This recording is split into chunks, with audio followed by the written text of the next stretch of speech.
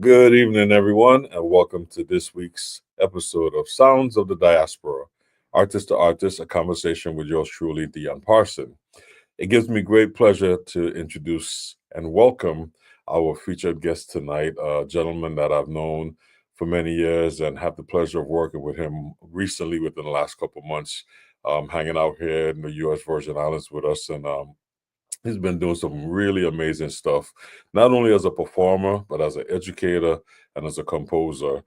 Please join me in welcoming to Sounds of the Diaspora, the one and only Mr. Alphonso Horne. Yes, sir. Mr. Welcome. How's it going? Good. Yes, sir. Everything's good? Yeah, man. Yeah. You have some time. You have some time to breathe. You've been relaxing, or you still hitting the grind? But yeah, I bet we always in the grind, man. No, I have this rehearsal. We're rehearsing. We're in Tech Week for this new off-Broadway show I'm doing at the Public called The Goddess. It takes place in Kenya. Really, really great music by Michael Thurber, like Afrobeat meets like gospel meets like just everything. It's a really, really, really good show. It features Amber Amon, who is probably going to get a Tony for this. Nice, so, beautiful. Yeah, it's good when you go into a show and it's already on a high level and you just know when you're in something that's like good, So yeah. Absolutely. That's great, man. Well, Alphonso, our audience, we have a very inquisitive audience. They like to know about the background of our guests and who they are and their music and stuff like that. So let's just take us back a little bit to the young Alphonso getting introduced to music growing up in Florida. Take us back there. Yeah, so I'm originally from Jacksonville, Florida. My father's a musician. Then his mother, my grandmother, was a music teacher, which is really funny because my dad doesn't read music. He just grew up playing music on the streets, juke joints, all the things, which was really interesting for me. I grew up in church, and then on my mom's side, my grandfather, my mother's father, was a pastor and a musician, an organist. And he wrote a bunch of hymns for his church. He's actually from South Africa. He bought 11 acres of land, built a church in the community. I grew up in that community. He passed away a long time before I was born, but he grew up singing his hymns, that he wrote for his church. But as far as my trumpet playing, I went to art schools and I was really into theater, into singing and dancing and all that kind of stuff. And like I said, my dad is a musician. He's also a brass repairman, and he used to play trumpet when he was in high school. He's mainly a blues piano player and vocalist. But there was always brass instruments around the house. And so he showed me how to play when I was younger. And then I went to good art schools where, I got proper lessons and stuff. And since my dad is a brass repairman, the exchange would always be like, give my son a lesson in exchange for, me fixing up your stuff, So I studied with some of the best, I don't know if you know this cat, Randall Haywood, but he's from Jacksonville, Florida. And Marcus Roberts is from Jacksonville, Florida. So, and Marcus Printup, taught with my teacher as well. He was at UNF at the time, University of North Florida in Jacksonville. So I got to get a couple lessons from Printup and from Randall Haywood, and got to meet Marcus Roberts. I'll talk about him later because our mentorship happened when I went to college. But with my dad, he would take me out to any and every gig that he did, frat parties, all kind of beach club gigs, things that I shouldn't have seen at the age of 12. Yeah. But yeah, so that was my Jacksonville upbringing, and then I went to Florida State for my undergrad, and that's where I really got to know Marcus Roberts. He was teaching there, and I got to know Scotty Barnhart, the director of Count Mhm. Basie Orchestra. And so when I was going to Florida State, I got some lessons from Marcus Roberts. And my first lesson with him, he asked me, I don't know if you met Marcus, right? You know, Yeah. he's like, yeah, so what you really want to do? What you really want to work on? And I was like, well, I just, I was thinking I was going to play some tunes for you, and you tell me what I need to work on, all that kind of stuff. He was like, don't come back to my office until you know what you want to do. And so I took that time as an opportunity. I took that week to ask myself, when I'm on the deathbed, what I want to look back on. And so like I wrote out, a whole like vision board like thing of what I wanted to do. And then I came back with pages and pages of like, yeah, this is what I'm trying to do. And he's like, I didn't ask you to do all that, but he's like, oh, now we have something to work with. And so he took me under his wing. I think one of the first gigs I did with him was with Diane Reeves. And so he would give me and this other saxophonist at the time that I was going to school with, Ricardo Pascal. He would give us like a 4-hour regimen. Like he's like, do this every day for 4 hours, and then I might put you on my gig where we would play one tune with Diane Reeves. And like, but for us, that was like a dream, Right. And to just see how loose and fun the hang was with them. But he would be very serious with us. And our rehearsals would go to like, no joke, like, the combo, because he would fly into town late sometimes, like flying to town at 10. We start rehearsal at 11 at the school and go to like 1 o'clock, then 1 or 2 o'clock, honestly. And then we have theory class at 6 o'clock in the morning, but then we would go to Waffle House right before going to bed and stuff. But, it was a very, very valuable experience learning from Marcus Roberts.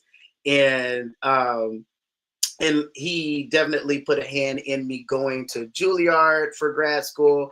And, even before that, he had me play at Jazz at Lincoln Center, where, yeah, his thing was like, I'm gonna make you practice and practice and practice just to play one tune, So I remember playing at Appel for the first time and sitting on the stage the entire time, and didn't play, just waited to that one song, but it started out with that, just one song. And then now, obviously I do the gigs, but so I studied classical and jazz at Florida State.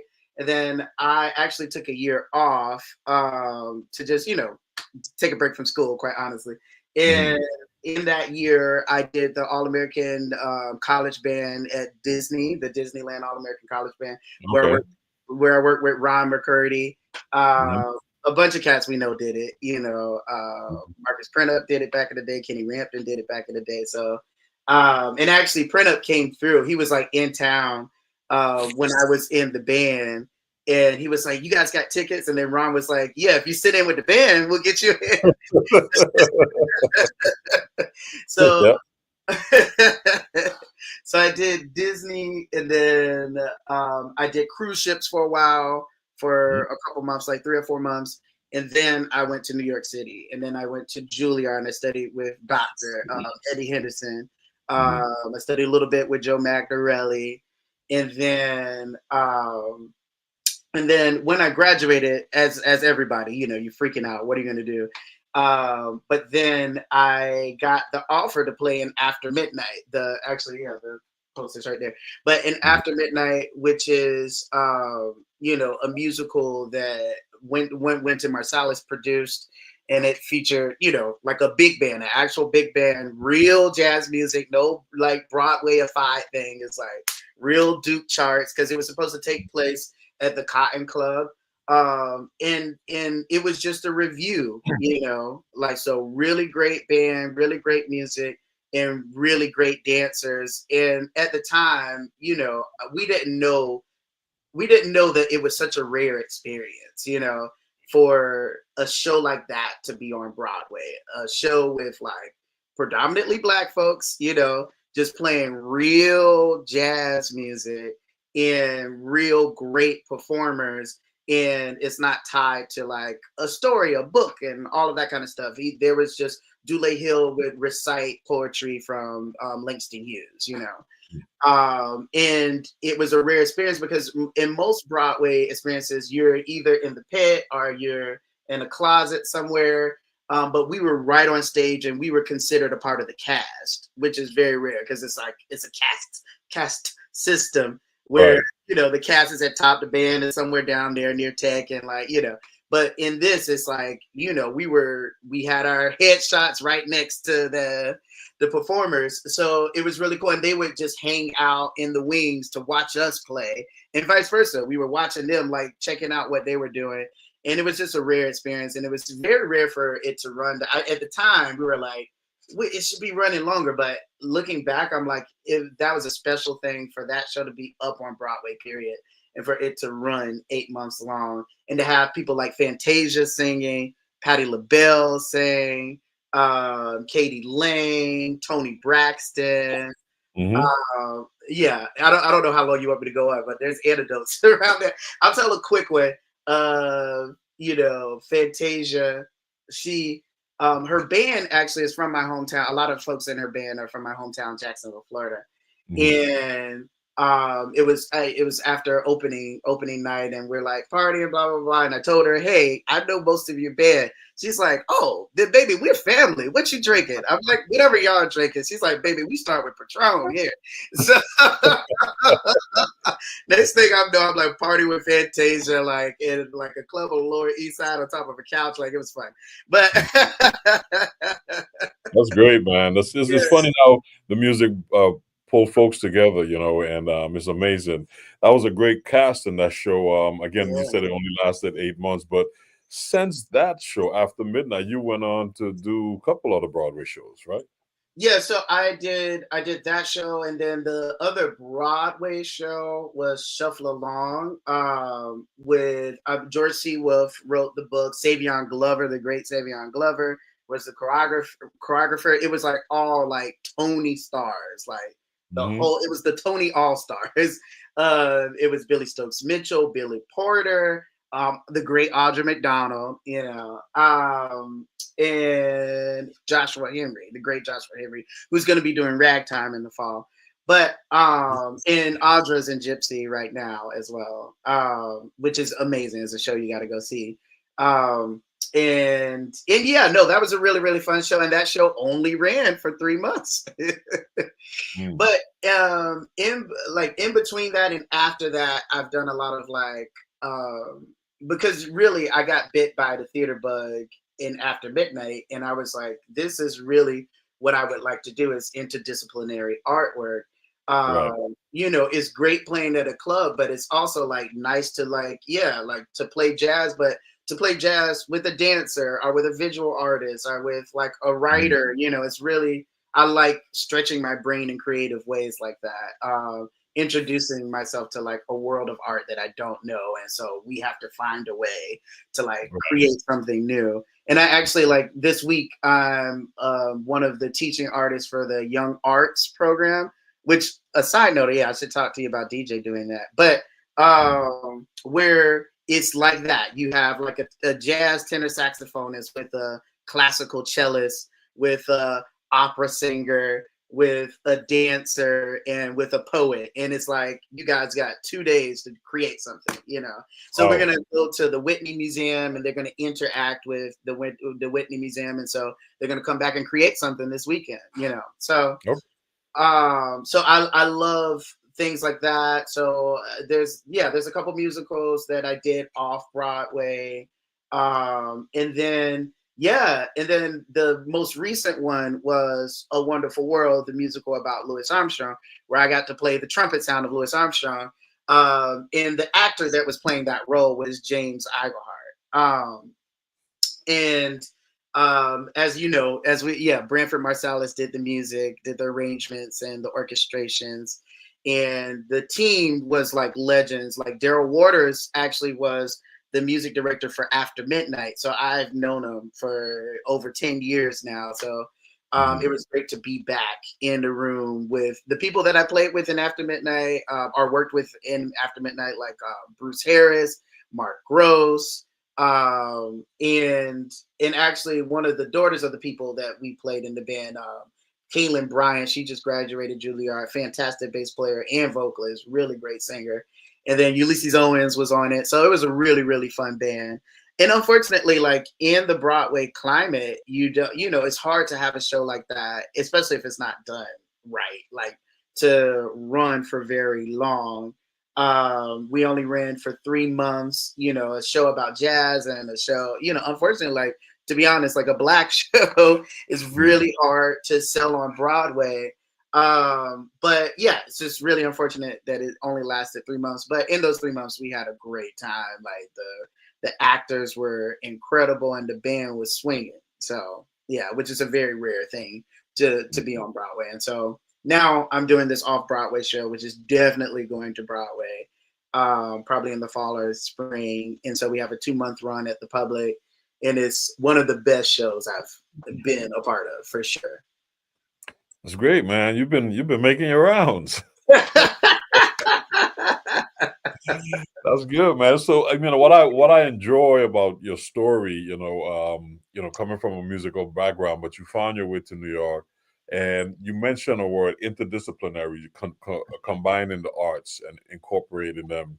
And a lot of musicians, many of them don't think about that. They just look for a gig and play the gig, and that's about it. But you connect the dots on that level with your music, but you're a great educator as well. You teach, and we've had you here in the Virgin Islands doing our artist in residence program, and it's been great watching you work with the kids and the great information that you give them as well. So let's talk about you as an educator. How did that come about?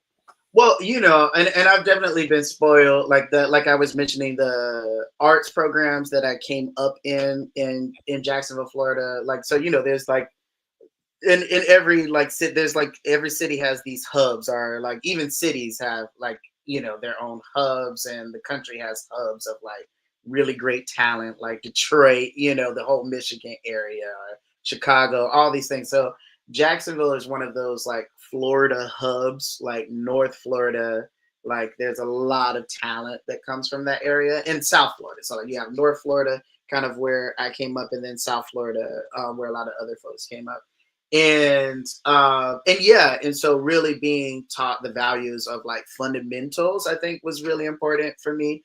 Like my trumpet teacher did not teach me jazz for like a whole year. He was like, I want you to get your fundamentals together, because once you get your fundamentals together, you can play anything, so really building a great foundation. And then Marcus Roberts is the same way, having a strong foundation in the blues, in the tradition of jazz music, having a strong, like playing all the modern stuff that you want to, but really understanding where all of that stuff comes from. And so for me, even with my students now, I'm teaching at Rowan University in Glassboro, New Jersey. I ask them, like, who is somebody that you really love now? It can be someone like Ambrose, and let's trace them all the way back to Pops. Let's trace them all the way back to Louis Armstrong, all the way back to Buddy Bolden. And you can do that with anyone. You can do that with Lizzo, any pop icons today. You can trace back, Lizzo, definitely influenced by Aretha, definitely influenced by Mahalia, and Bessie, Bessie coming up and playing with Louis Armstrong. So it's like there's definitely a tie and a continuum that I like to see the music as opposed to like, oh, I don't play any of that old stuff, or like being like, oh, only the traditional stuff is the thing. And looking at, it's like, for me, it's all connected, Yeah. And so, I mean, that's a whole tangent we could go on too. But educationally, that was my foundation. And then coming up to Juilliard, one of the cool things that they had us do at Juilliard is be teaching assistants next to our teachers whenever we did a bunch of camps, summer camps and jazz workshop camps with Carl Allen. Did a really great job of like, building outreach and camps on behalf of the jazz program at Juilliard. So, we would be in Japan, we would be in Korea, we would be in Italy, teaching Utah in the middle of nowhere, Utah, teaching jazz and and what they would do is just throw us in the fire. They're like, okay, here's the theory class, go teach that for an hour. Right. They're like, okay, I guess I was supposed to be teaching this theory class. All right. So, being thrown in the fire like that was really helpful for me, just really learning how to teach and how to start from the very beginning. Like I said, really okay, where are you? And let's build a strong foundation so that we can build from there. And so I am a part of Jazz at Lincoln Center's Jazz for Young People program, where we go to schools and do these assembly concerts for elementary, sometimes toddlers. They have a Weebop Pro program called for toddlers, and what I like to say is kids are like drunk adults. There's no filter. They'll let you know how it is. So, I mean, honestly, it's really, I learned from kids, okay, this is how I present for adults too. Because they're letting you know, they're like, oh, this is boring. Or whatever it is. So it's how do we play jazz in an engaging way so that people are captivated by it? But again, I'm going on tangents. So yeah, doing that program, the Louis Armstrong House Museum program, a little bit with Jazz House Kids. There's this program called Mozart for Munchkins that I've been a part of. So basically for about 10 to 15 years, I've been, educating and doing a lot of outreach to people that don't know, that may not know about jazz. So that's one of my big mission statements is that person that doesn't know anything about jazz. How can I reach that person? How can I present jazz in a captivating way for that person? And so I spent a year teaching at Michigan State. I was covering for my buddy A.T.N. Charles, another great Islands player. And so I was covering for him at Michigan State with Rodney Whitaker and Michael Deese, all those cats. And that was another thrown in the fire situation. And that was a really great experience. And so now I'm teaching at Glassboro at the Rowan University under the direction of Dennis de Blasio. So that's been really, really great working with those students as well. It's good, man. So you keeping a busy schedule. It's they always, that saying, if you want to get something done, give it to a busy person. I never heard that, but that's good. You never heard that for real? Done. Give it to a busy person. That's Alphonso Horne. You got a lot going on, bro. But it's great, man. At this stage in the game, why not? You got to, especially in New York City, man. You got to stay on the move because it's a marathon. I mean, you were telling me your itinerary a second ago. I was like, wow. Yeah. Well, yeah. I'm island hopping. I'm state hopping. It's just a lot. Yeah, it's a lot happening. But it's great, man, to stay busy. At what we do, what we love, because we all know folks out there that's not that busy. So right, I know, man. It's really good to have that stuff happening, man. But a great performer, composer, educator. You're doing a lot, playing on Broadway shows and everything. But you have your own band as well. You're a band leader. Yes. Yep. Yes. You're a great band leader. I remember coming to DZ's, checking out some of my heroes, and afterwards it's like, oh yeah, we have a great band, stick around. I'm like, who's the band? It's like Gotham Kings, and I'm like, Gotham Kings, and I would make my trip back and forth from St. Thomas. Right. I'm like, yeah, Alphonso. I said, Alphonso got a group called the Gotham Kings, and then you guys would come on stage and just slay.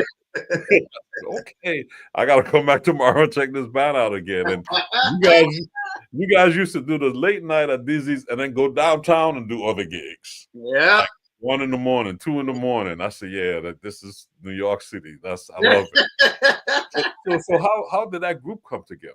Well, I have to give credit to Michael Moenzo. Michael Moenzo is he's a great band leader in his own right. And he was the presenter and curator for Ronnie Scott's first.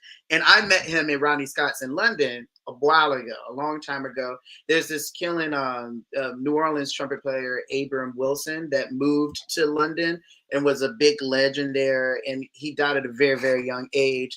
And they wanted to continue some of the projects that he had been working on. So they were looking for a young up and coming jazz musician. And so between my connections, they recommended me. So I did a lot of like projects in London, and that's where I got to meet Michael Mowenzo and Ronnie Scott's. And like, and you've been to Ronnie Scott's, like, it's like one of the best jazz clubs in the world.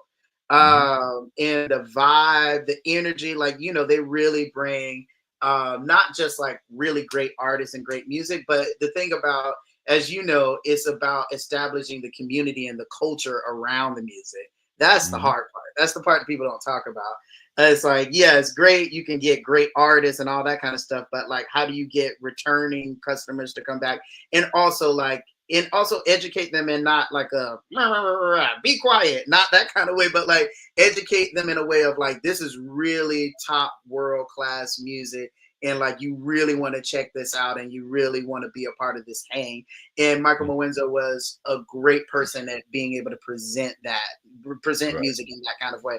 There's actually clips of him, like when he's 12, playing with James Brown, and dancing and singing and stuff when he was like 12 years old, because him and his mom would just follow James Brown wherever they went, and so James Brown eventually had him like join his band and like, just sit in and do stuff. But there's like little clips of him when he was 12 years old. But anyway, so Wynton asked him to come to Jazz at Lincoln Center when Todd Barkin left. When Todd Barkin left, Mowenzo came there and built like a really, really beautiful community where the late night session was like the place to be. Like everybody wanted to go there. And I remember during that period of time, like we were there every single night. And this is why I was doing after midnight Broadway shows. So like, my weekends would be crazy. I would have like a brunch gig. Then on a Saturday, I would have like a brunch gig, then a matinee, then like a gig before, like in between the matinee and the night gig, the 2:00 and the 8:00, I would find some random gig to do at a speakeasy or something. And then I would go do the late night. And one of the things, and they still do it now, but I'm telling you, during our time, it was it was way more lit. Like crowds of people would come to do the swing dance party every once a month.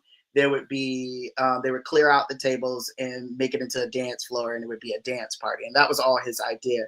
But one of the things, like he, trial by fire, definitely.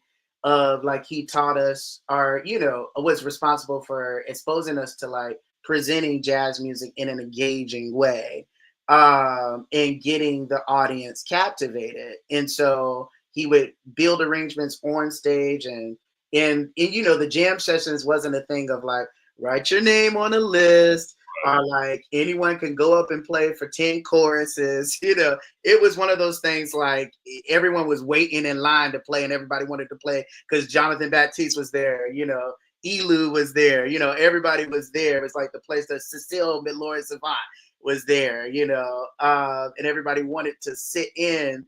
And then if he let you sit in, you had like one chorus, maybe two, before, and he kept it tight, kept the jam session really tight and happening and popping. And so he also curated and presented things at Jazz at Lincoln Center. And one of the things that he wanted to do with me is like, hey, I want you, when I moved up to New York, everybody thought I was from New Orleans, and I think that's like partially because, I studied with New Orleans musicians, and like I'm from the South, so you got that like that Southern flair sound. And so he was like, yeah, you need to check out more of that music. Oh, because one of the, like you said, we would go out to Smalls or something afterwards. And then Michaela Lerman, amazing tap dancer, would have us come to her house, and she'll cook, some curries, beans and rice or whatever. And we'll hang and listen to records till like 5 a.m. That would be like a weekly itinerary thing. And anyway, and so he was like, you need to check out more of this music. Phil Schaap was that way too. He was like, Phil Schaap, yeah, Phil Schaap. I took jazz history with Phil Schaap and Kenny Washington, and Phil Schaap particularly was like, you guys don't, you young jazz musicians don't know how to listen.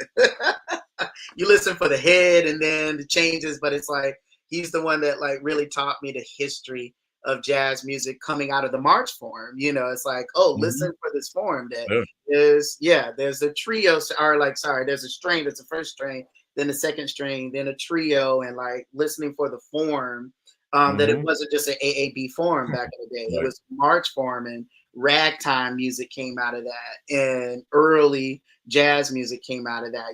Any of the Jelly Roll or King Oliver stuff follows that kind of form.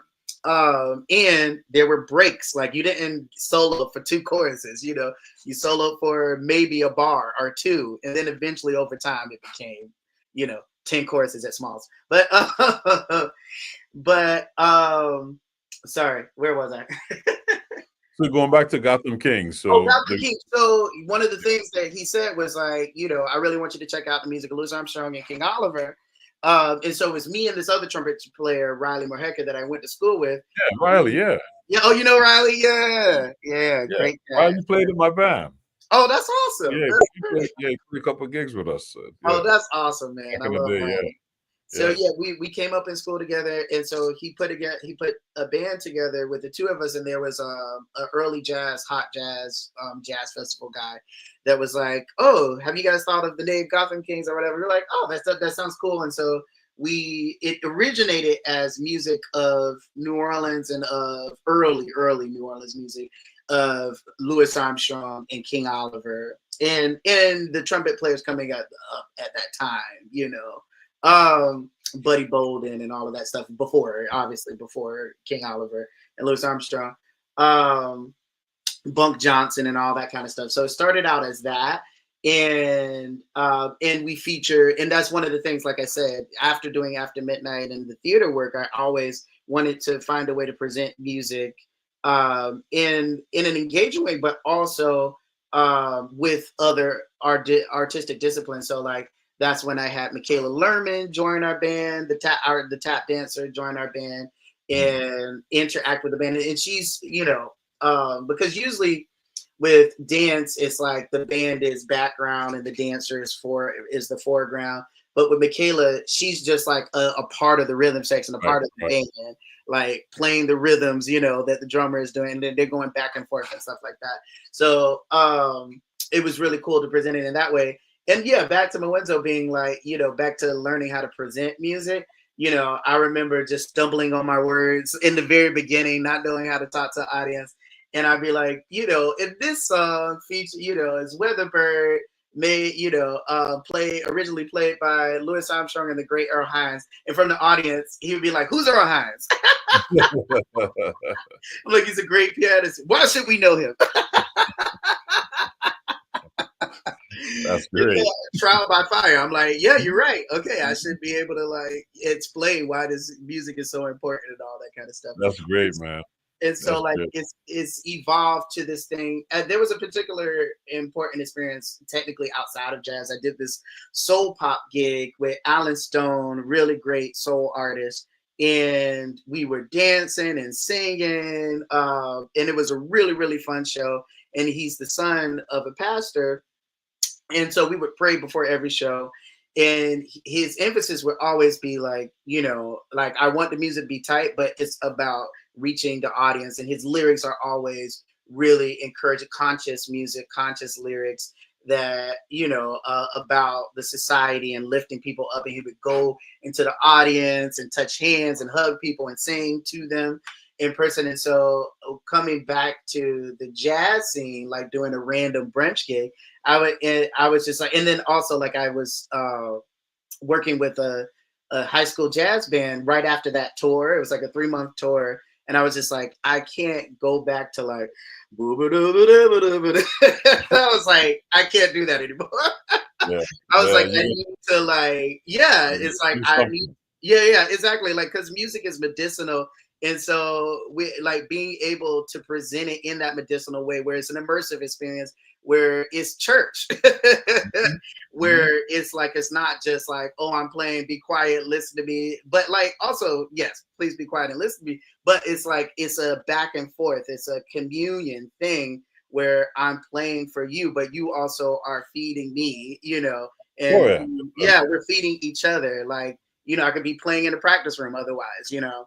So always being able to present music in a way that's engaging and fun for the band and the audience, you know.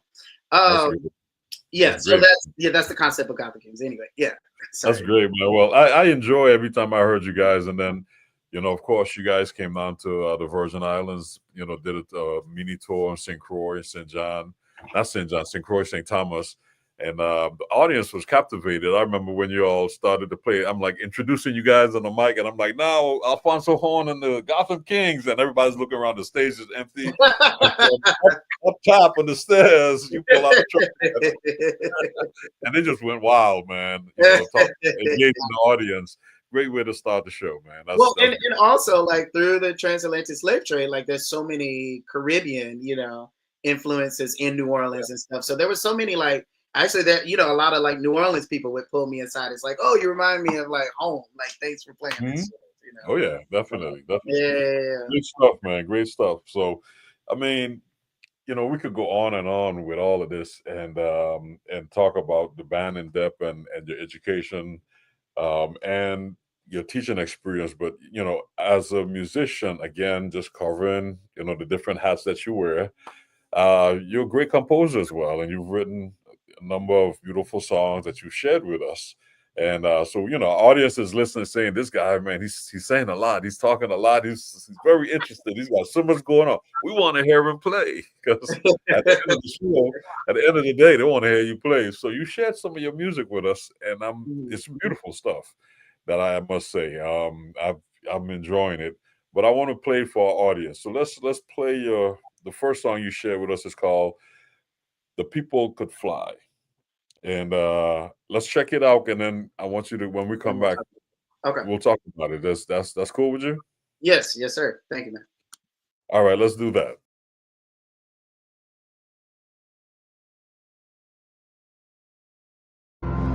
Garuga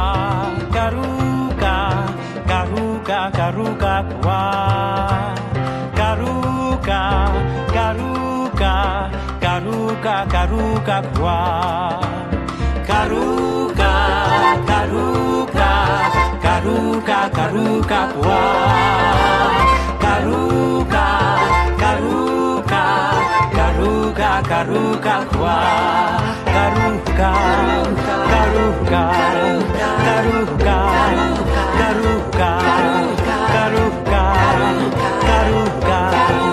Garuga Garuga.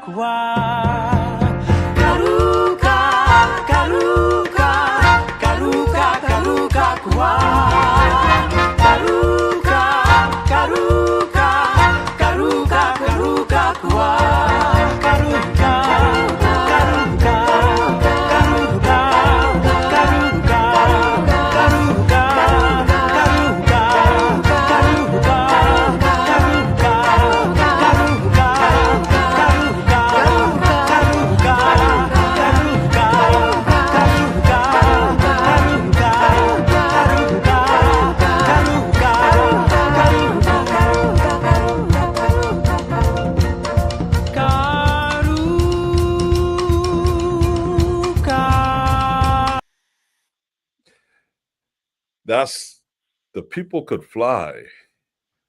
That's original, right? Mm-hmm. Yep. Beautiful. So Karuka, what's the meaning behind that? Swahili for fly. So The People Could Fly is a story written by Virginia Hamilton. It's a African American folklore story. And about the transatlantic slave trade. So there were these people from Africa that could fly, and so they were captured and enslaved and taught. Well, they were and from generation to generation forgot that they could fly. But then there was one person that remembered and retaught, the enslaved people how to fly, and they escaped and flied away. Is the story. And so, the song kind of paints that picture. For sure. It's a beautiful piece. It sounds like something again from theater. I know. I was like, see dancers. I can see costumes, all of that. Oh, I know. It's so funny because I was like, the prompt was original compositions, and I'm ashamed to say I don't have an official album yet. I've played on plenty of albums, but I don't have my own album. And I'm like, there's no. I've written compositions of like just Spain, Lang, whatever.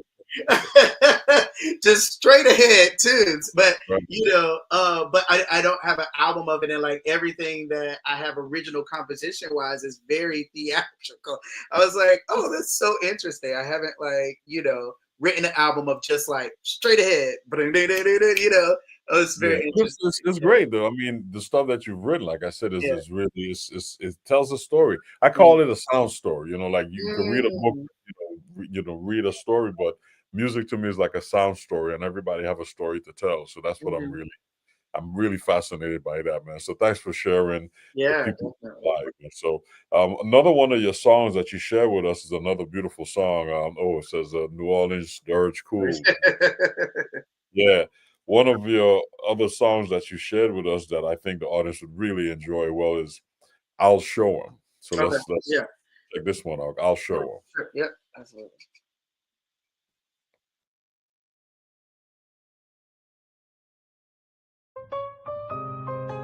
It sounds awfully risky.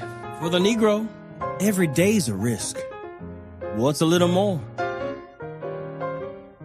I'll show 'em all one step at a time. Don't saddle me with fear and doubt, because when times look like all hope is lost, it's best to never count me out. I'll show 'em backs to the wall. I ain't got a dime, others may bend, but I stand tall, because I know the worlds are tilting, and I figured out a way to not fall. I'll show 'em, I'll build a door of opportunity. If I can dream it, then so shall it be. If Georgia Noble won't complete the vision that I see, well, I'll write the script, I'll find a crew. All that I get has got to do, and with determination, I know all my dreams are surely bound to come true. Watch out, you all better move back. Don't nobody crown me. Get out of my way. Can't you see that destiny is looking for the man that's not afraid to do or die? Watch out, move back, don't crown. I'll show 'em, watch out. You all better move back. Don't nobody crown me. Get out of my way. Every bird has got its chance to leave the nest by learning how to fly. Watch out, move back, don't crown. I'll show 'em. Been underestimated all my life. When dreams are born, they always come through strife.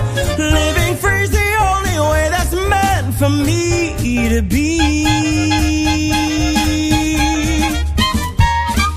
Another investor on board. How many is that? 84, but only $9,000, and we need 15,000. We'll get there. I just signed Charles Lucas from the Lafayette Players for the lead. Who needs that old Noble Johnson anyway? Stage actors have more talent. And they work for less. Been plagued with disbelievers from the start, but I don't suffer from a broken heart. I will build a door of opportunity for me.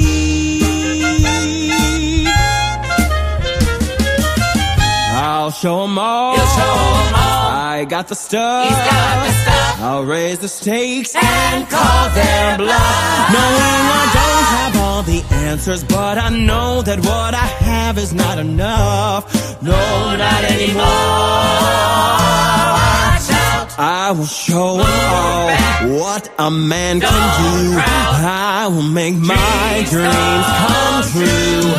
I'll do what it takes to make the movie. Watch out, move back, don't crowd, move back. My way. You better watch out, you better move back. Don't you crowd him, he's gonna make it his. Watch out, move back, don't crowd, making his way.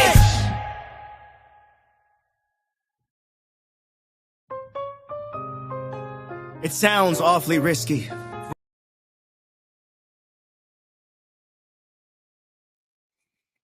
That's Alphonso Horne and I'll Show 'Em. Mhm. Yeah. Very theatrical. I know. Well, that is actually a piece for a new musical that we're working on about Oscar Micheaux, one of the first African American one of the first African American filmmakers. So he was a Pullman porter. He was a homesteader of 100 acres of land, and then he was a novelist. And he wrote over like 40 novels. But then this was the 1916 or 1917 Birth of a Nation came out, and so all these film was becoming the thing. And so they're like, books are cool, but now film is the thing. And he's like, okay, fine, I'll go into film. And Birth of a Nation, D.W. Griffith is like one of the big famous pieces, film pieces, silent film pieces. but it also is, a horrible depiction of Black people. It includes lynching and the depiction of the Civil War and African Americans, taking over the North and the South, and just it's a horrible depiction of African Americans. And it actually helped to inspire the Ku Klux Klan. It made the Ku Klux Klan look heroic, So it's, it's an important piece in history, and it also is a part of our American history and what was horrible about that period of time. And so Oscar Micheaux decided to produce a film that rivaled Birth of a Nation. And so his big magnus opus was Within Our Gates, and it became a really big popular success and put his name on the map as a film producer. But the thing about him, he didn't have the backing of Hollywood. He was in Chicago, and he produced, he directed, he acted, he wrote the script, he did everything in his films, and he produced over 40 films in his lifetime. And he put Paul Robeson on the map before he went to Hollywood, and a lot of actors from Broadway who eventually ended up doing Hollywood, got their start with Oscar Micheaux. There's actually a documentary about him on HBO, and he paved the way for someone like Spike Lee and Tyler Perry. He was the original Tyler Perry, where he had his own production company that he built from scratch, and so this song was a moment where he was going to originally partner with this film company called Georgia Noble Johnson Film Company, and they wanted to take his novel and just kind of filmify it and change some of the things, and he was like, no, and they wanted to make it like a short. At this time they were like little reels. Right. And so there were only 2, maybe 3 reels. And he's like, no, it should be a 8-reel production that rivals Birth of a Nation. And they were thinking too small. So this song is about him I'm just going to start my own company and do my own thing, and I'll show them all. And that's what the song is about. Great. Beautiful work, man. Beautiful work.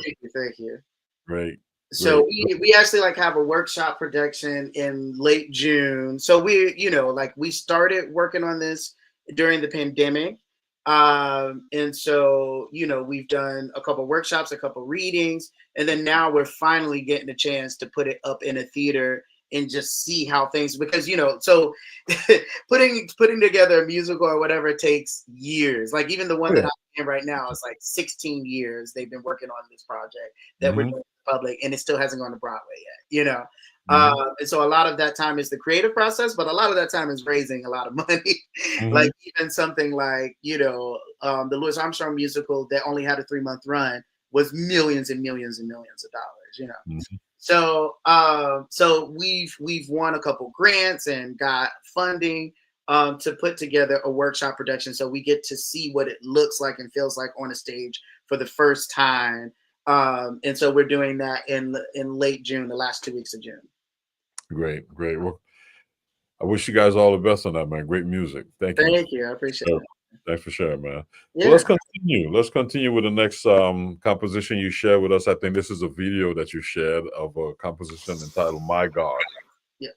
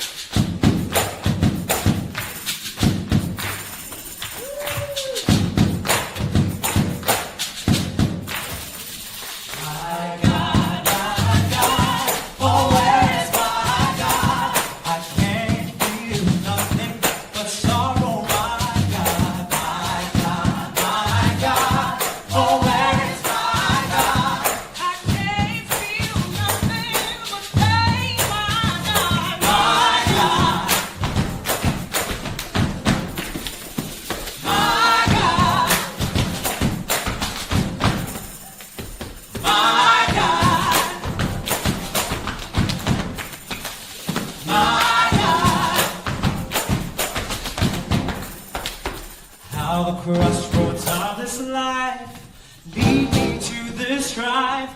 Ain't no new beginnings, just ending this life. They stole me from my mother and sold me to another, forced me to proclaim a foreign name. My God, oh where is my God? I can't feel nothing but sorrow.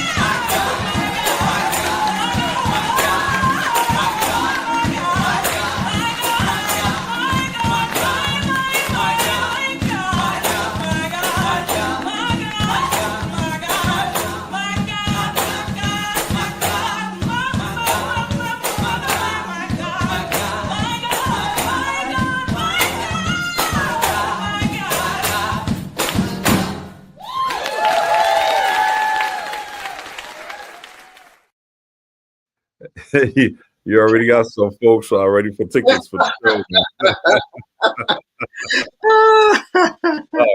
Theater, man. It sounds like this is your next project, man. It sounds like that's where you're heading. Oh man, that's so funny. Because I haven't seen that in so long. What was that? 2016, something like that.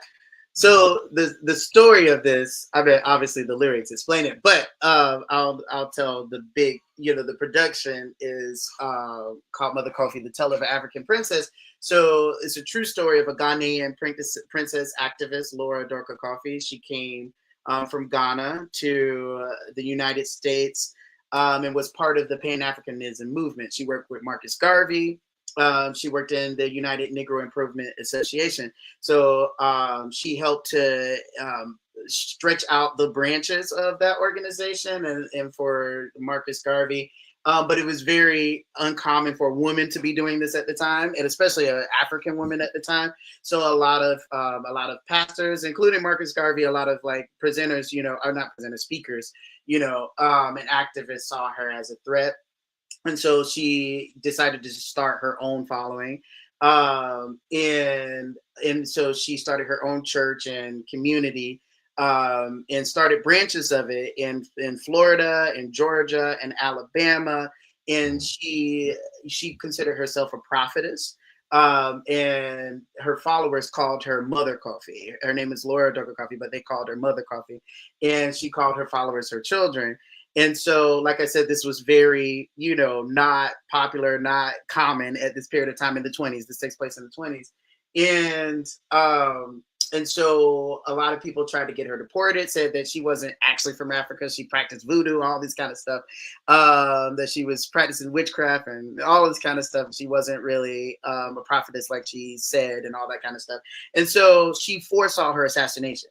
She said before she passed away, or that she was going to be assassinated. And shortly afterwards, her assassination, there would be a man short in stature, high in temper from Africa to continue her work. And so she was assassinated March 8th, 1928. March 8th is Women's Independence Day, and also the week of Ghanaian Independence Day. And also March is the month of Women's History Month. So like this day was the day that she was assassinated in Miami, Florida. And her main headquarters was in Jacksonville, Florida. And so she was buried in a mausoleum attended by 8,000 followers. Or more, thousands of followers in Jacksonville, Florida. And so my grandfather has his own activist history. Like, my great-grandfather, my great-grandfather was one of the founders of the African National Congress. And, they knew Gandhi when Gandhi was in South Africa and was very a part of the Pan-Africanism movement as well. And so my grandfather came to America as an exchange student originally at Oberlin, and then he went to New York and worked in the African Native Union. And her followers, Mother Coffee's followers, found him and said, "You're the person she prophesied about." Mm. And so he accepted the calling, bought 11 acres of land, and built a church in the community and built houses in this community in Jacksonville, Florida. And I grew up in this community.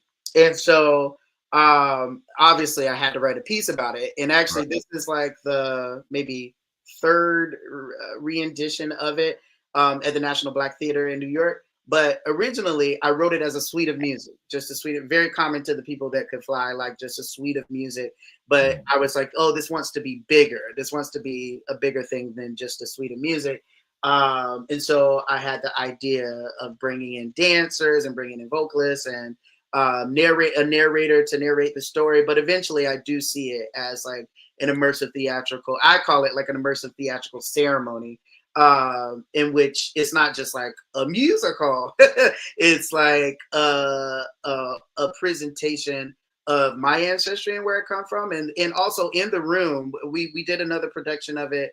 What year was that? In 2019, at Ars Nova, where we invite, we take the time where I share my ancestry, but we also invite the audience to bring down those people that aren't with us anymore and bring them into the space as, I share my story of my African ancestry, and also like lead into song and dance, where in that version, it wasn't happening, but we actually did it in that version where we call on, the entities, the Yoruba entities of Eshu and Yemoja and Obatala, and teach the audience some of those chants and some of those movements. And so we're all doing it together immersively in the room.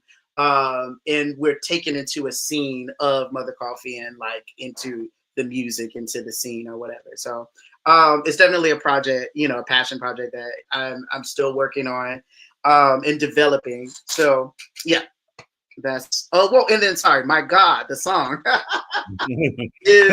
is the part where before that we introduced, like I said, we introduced them to Yoruba land and meet all the Orishas of Yoruba land. But My God is basically the song of the transatlantic slave trade, where all of these entities that we pray to were stripped away from us, that people would hide some of the shrine or some of the what do you call it? You know better than I do probably. Some of the things that represents the gods or the entities, they would hide that in their wombs as they're getting across this transatlantic, like as they're going on the slave boat and the ship, and would have to hide these things. They would be murdered, they would be killed, if their slave master saw them having these shrines and these things. And so, and that's when, we take on for the most part, the entity of the Christian God.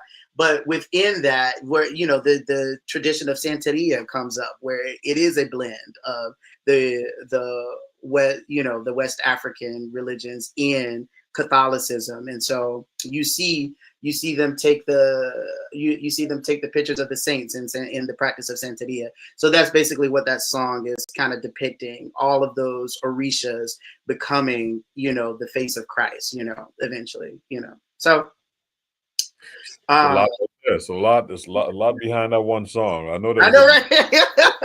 I know there was a deep story behind, but it's something. I appreciate you, Sarah, sharing the video with us. Yeah. Success on the bigger project. It's great stuff. Yeah. Yeah, I'm excited to get back into it. Yeah, for sure. You know how it is. You get so busy, assignment and doing a bunch of other stuff. It's hard to get back to your own projects. But yeah, that's definitely on the list for sure. Well, man, you've shared so much wonderful music with us, man. I meant to ask you, who was that trombonist on The People Could Fly? That first piece. So that was a trombonist that I went to school with, Nick Finzer, who studied with Wycliffe. Yeah. So yeah. Okay. Okay, great. I almost said Wycliffe, but I was like, okay, yeah. But great. No, he studied with Wycliffe. He can do the cold thing very well. Great, man. Well, we have one more song, man, before we end the show. Let's just check this song out. It's a beautiful song that you shared with us, and it's called "Can You See." Mm-hmm.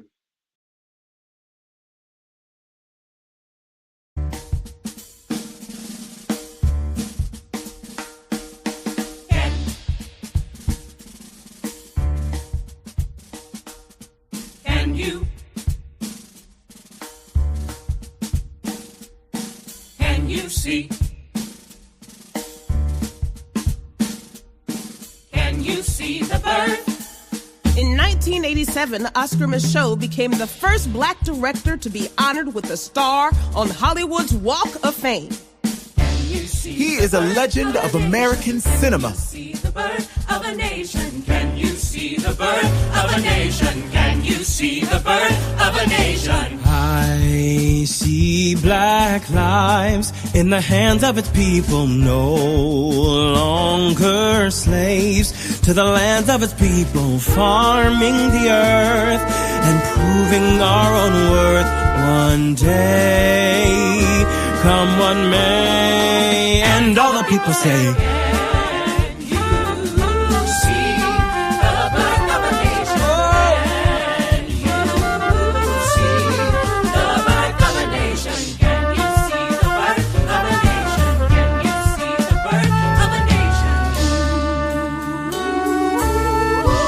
as Negroes, we must change the image we have of ourselves. We must realize that our self-image is so powerful, it unwittingly becomes our destiny. Oh, say, can you see the birth of a nation?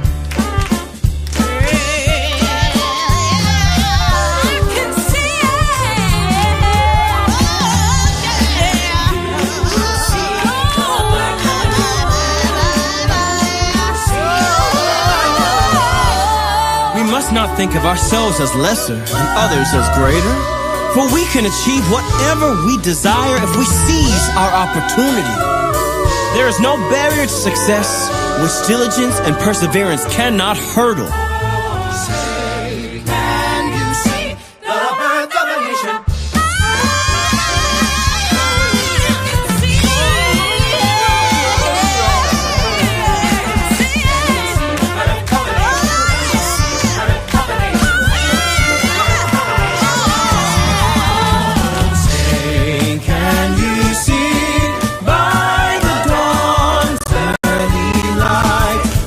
So bright.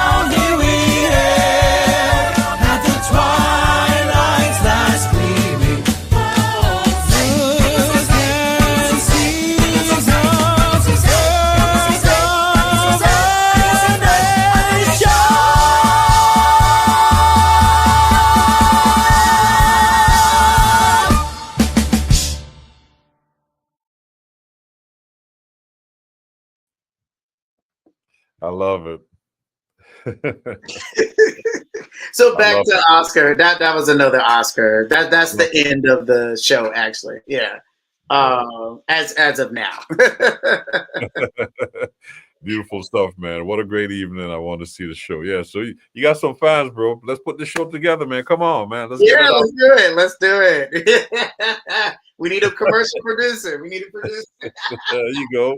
You need some backing for it. So You there need you some go. backing. Yeah, absolutely. Yeah. Great lyrics, great. What a great way to end the show, man. See, and I'll be honest with you, man. You surprised me. Not that I'm surprised, but I didn't expect this because this is like theater. You talk about interdisciplinary, and I'm not surprised because all of the great things you've done, you're putting it all together in your work. So Right. yeah. Yeah. Great. Well, I think it probably would have went another direction if it was just like, oh, play some tunes, Yeah, definitely. You said original composition, so that's where it went. No, but it makes sense, man. And again, like this is one of the feathers in your cap that I've seen it, but not on this level. I've seen your shows with the Gotham Kings, and it's just a small little presentation. But this is great, man. Kudos to you, man. Good work, man. Continued success in all the things you're doing, all the endeavors you have going on, education, teaching, the work with your students, performing with your group. Man, it's just great stuff, man. I appreciate you taking the time out of your busy schedule to. Of course, no, thank you for having me, man. Yeah, man, beautiful stuff, man. We're definitely gonna hook up this summer in New York. Yeah, definitely. Let's link up, man. I'm looking forward to that. Play some music. Yes, sir. Yeah, we gotta hit the bandstand together at some point, man. Yeah, so let our audience know how they can follow you. How they can, my website, it's just alphonsohorne.com. And then my Instagram is my last name, Horne, Horne, just at Horne Swag is my Instagram. So yeah, you can just follow me on those things. And I'm on Facebook, obviously, as well, too. Great. Man, well, it's been a pleasure, bro. Just sitting here. Yeah, man. Thank you for having me. This has been fun. Man. Beautiful stuff. Great music, great stories, background, and everything, man. So we really appreciate you sharing your story and your time and energy with us, man. So thanks again, and we wish you all the best. Yes, you too, brother. Yes. All right. Yes, sir. That was the great Alphonso Horne. And he will be doing his thing in the city, working on the shows, all this great stuff, man. But it's been a pleasure having him with us tonight, man. So join us next week as we bring to you a beautiful artist, someone that I've had the pleasure of meeting recently, and she's doing amazing things on the harp. Her name is Maria Antoinette. So we will see you next week as we check out some wonderful music from Maria. All right. Take care. Have a beautiful evening, everyone.